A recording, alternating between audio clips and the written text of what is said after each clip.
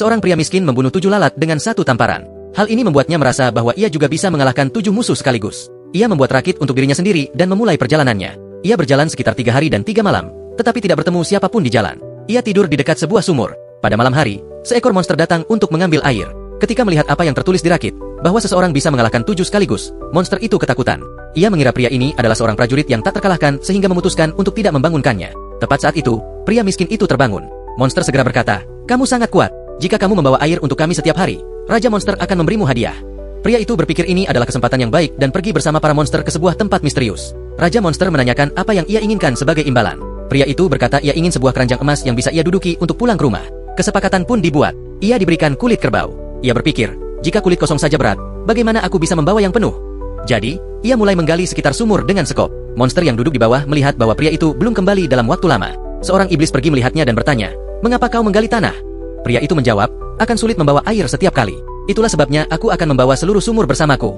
Monster itu ketakutan dan berkata, "Tidak, mata ibuku lemah. Jika ia jatuh ke dalam sumur, itu akan menjadi masalah besar." Ia segera memberi pria itu tugas lain. Kali ini ia harus masuk ke hutan dan memotong kayu cendana. Hantu itu berkata, "Ini tugas yang mudah. Cukup tekuk kayu dengan tanganmu." Namun, begitu pria itu mencoba menekuk kayu, kayu itu langsung melompat masuk ke sarang kelinci.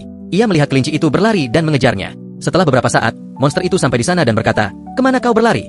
Pria itu berkata, "Aku telah menyeberangi seluruh hutan mengejar kelinci ini, tetapi tetap saja aku tidak bisa menangkapnya."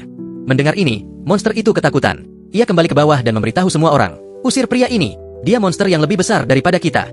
Namun, pria itu menolak karena ia belum menghadapi monster terkuat di sana.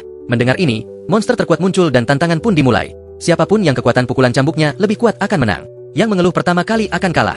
Setibanya di bukit, iblis itu berkata, "Kamu memukul cambuk duluan." Namun, pria itu berkata, "Aku bisa mengalahkan 7 sekaligus. Kamu duluan." Iblis itu memukul cambuk begitu keras, hingga tukang kulit itu jatuh ke tanah. Sekarang giliran pria itu. Ia berkata, "Tutup matamu. Aku tidak ingin matamu patah secara tidak sengaja." Begitu iblis menutup matanya, pria itu memukul kepalanya dengan keras menggunakan keledai. Kepalanya membengkak dan ia menjerit kesakitan. Pada akhirnya, pria itu mengalahkan ke-7 monster tersebut. Raja Monster menepati janjinya. Sebuah ember diisi dengan emas dan pria itu pun dikirim pulang.